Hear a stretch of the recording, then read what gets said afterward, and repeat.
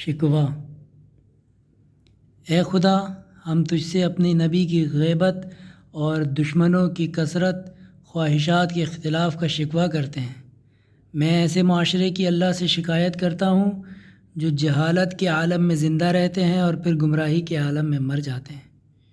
جو دنیا کے لیے غمزدہ ہوتا ہے وہ اللہ کی قضا و قدر پر غضبناک ہوتا ہے، اور جو اپنے اوپر نازل ہونے والی مصیبت کی شکایت کرتا ہے وہ اپنے پروردگار کی شکایت کرتا ہے۔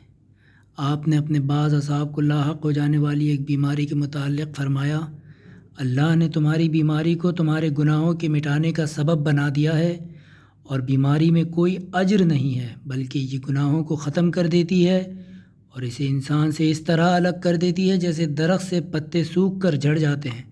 جو کسی پریشانی کا شکوہ مومن کے حضور کرتا ہے تو گویا وہ اپنی پریشانی اللہ کے حضور بیان کرتا ہے، اور جو اپنی پریشانیوں کا شکوہ کافر کے سامنے کرتا ہے تو گویا وہ اللہ کی شکایت کرتا ہے۔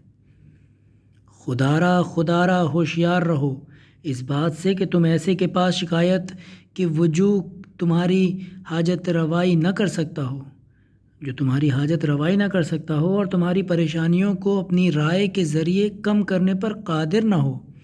اپنی شکایتیں اس کے سامنے پیش کرو جو انہیں دور کرنے پر قادر ہو۔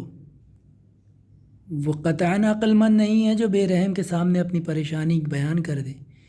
سب سے زیادہ اثر انداز ہونے والی وہ شکایت ہے جس کا اظہار مصیبت کی ظاہری حالت کرتی ہو۔